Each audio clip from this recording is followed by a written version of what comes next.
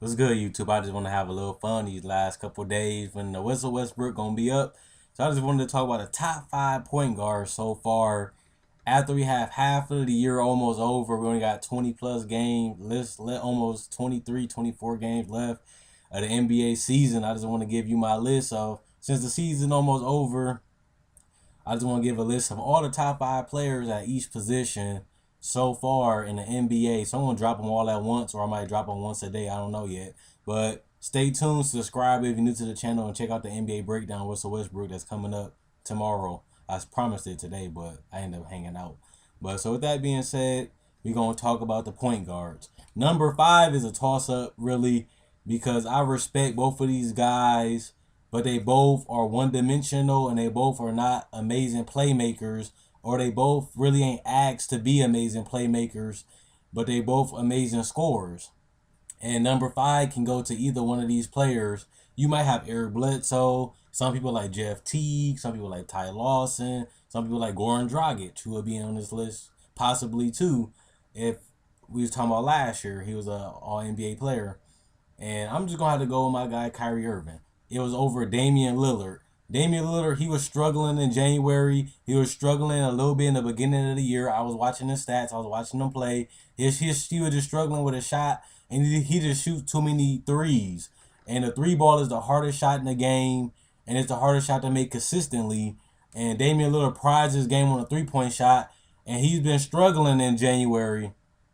He struggled in the beginning of the season to get his shot, and he stopped going to the paint a little bit and started doing like he did his rookie year and just started settling for jumpers. While Kyrie Irving, he's knocking down the three ball at an efficient rate. He's finishing in the paint, drawing contact, and he's still getting around 5 to 6 assists a game, even though he's not the primary ball handler, even though he's not the primary playmaker on his team no more. He's still averaging around the same assists as Damian Lillard, and he's scoring more points than Damian Lillard, and he's actually finishing in the paint a whole lot better and getting to the free throw line a lot more. So with that being said, or they close, but Kyrie Irving is finishing a lot better around the rim. So if I had to pick a scorer that don't play make as much and not a good play, as not a main playmaker, pretty much, I had to go Kyrie Irving over Damian Lillard. That's just my opinion. Somebody might think different. This is just my opinion list. Number four, he's been struggling the last couple games, but he's an all-around point guard. So my number four, I want to go with John Wall. John Wall gets you 10 assists, which he does average, a couple steals a game, maybe a block, and 15 to 20 points. Some days 25, some days 30 and 10. You don't know with John Wall. Some days his jump shot might be falling. Sometimes the jump shot may not. But he's a way better defender than Kyrie Irving and Damian Lillard. Yes, they better scorers, but he's a better defender and a better playmaker, and he still can score 20 points a game because remember he averaged around 18. So he can still score 20 points a game. But even in his first year he played in Washington where they didn't really have nobody, he still averaged 8 assists and 16 points. So he always was a playmaking point guard, and now he's averaging 10 assists. But the biggest things why John Wall cannot be in my top three, which is the best of the best point guards, is because of his turnovers, which he averaging 4. That's way too many turnovers. And his shot selection and his shots. He settled a little bit too much for the jump shots, and he's not knocking them down at a high clip. He's knocking them down at a low clip, and he can't shoot a 3-point shot, and he can't create a shot off the dribble, which he just struggles to just be consistently scoring. And John Wall, since he has that big hole in his game, which is his shooting, and he's an amazing finisher, but he's just a horrible shooter right now. He got a whole lot better, I ain't gonna lie about it, but he's still shooting 31% from the 3-point line, which is below average, and he's shooting bad from the mid-range. If you can look up the stats too, he's shooting bad from mid-range shots, and that just, you can't be the best of the best when you got bad turnovers and you struggle shooting, too many flaws. Now, my number three, a lot of people gonna hate me for this, but I'm just judging off the whole package. Russell Westbrook is my number 3 point guard right now. Some people will say he should be higher. Some people should say number 1. Some people say an MVP candidate, he has to be higher. But one thing you gotta look at Russell Westbrook. like I said in the previous videos, he's averaging 4 turnovers. He's getting a lot of assists. He has the highest usage rate in the NBA. So he's getting the ball in his hand more than any other point guard. And Serge Ibaka is now shooting mid-range and threes. And he's contesting stretch fours. That has the ability for Westbrook to get a lot more rebounds because Serge Ibaka is mostly on the perimeter guarding LaMarcus Aldridge, Blake Griffins, and stuff. So it gives Westbrook a chance to get more rebounds. That's why his rebound numbers are high. His assist numbers are high because he has the ball in his hands a lot more than anybody in the league. And he's constantly on screens like Chris Paul. So he can just kick out to the shooter, kick out to the shooter, kick out to the dunker, and he's aggressive.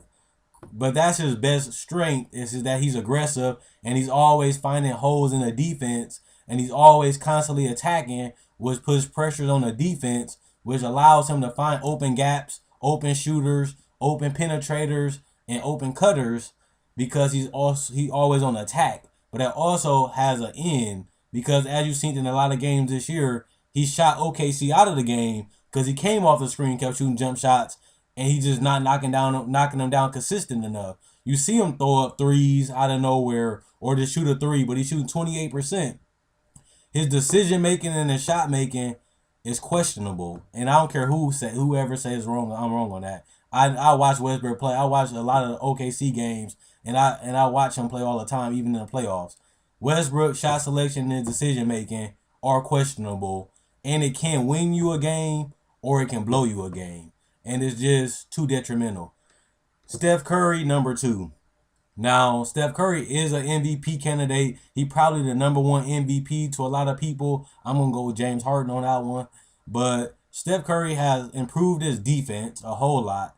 Not still an all-NBA defender. Another thing about Steph Curry, he's been more of a willing passer this year. Mostly because Steve Kerr and Alvin Gentry, I gotta give him credit too. The new offense they got in the system, they allow a lot more ball movement, a lot more people touching the ball. So Steph Curry setting up Klay Thompson, setting up great Draymond Green, but he's also improved his mid-range game and his floaters. He evolved offensively instead of a standstill or jacking up shots. Now he's getting in the paint finishing. He's doing floaters. He's doing pull up off the dribble. He's knocking down the threes. Even though the 3-point shot fell off a little bit this year, he's still knocking down the threes. So Steph Curry became an all-around player this year. And his turnovers was one of his hugest flaws. Besides his defense, his turnovers had decreased a whole lot to almost 3 a game, which he had to improve on his turnovers and his decision making. So Steph Curry has become better defensively, offensively, and a better playmaker this year. So that's why he gets number 2.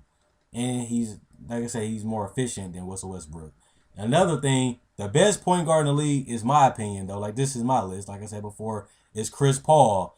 He's putting up 25 and 12 assists in the last couple games since Blake Griffin out. He's scoring 20. He's also getting you 12 assists, but he's also shooting 48% from the field and 38% from the three-point line.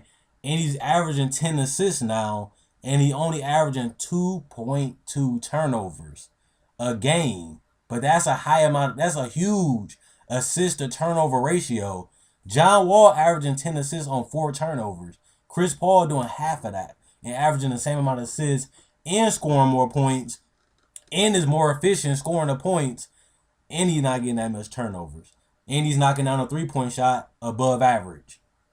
And he's playing defense, and he's getting everybody involved. Chris Paul is the best all-around point guard in the game, and his numbers went from 16 to 18 and 10. Now his numbers probably going to stay what it was last year, 19 and 10. 19 and 10 and 2 steals and 5 almost. He averaging 4.8 rebounds. So that's rounding out to the best point guard in the league to me. Let me know what you guys think in the comment section below. Who your top 5 point guards and what order they in. This is just my list. This is just my opinion. Hopefully I broke it down good enough for you guys to understand my points and why I pick these players in that order. Comment, like, subscribe, and share. Check out my older videos. And I hope you guys enjoy my top 5 lists. Shooting guards, power forwards, and centers coming up next, and small forwards. Let me know what you guys think in the comment section below.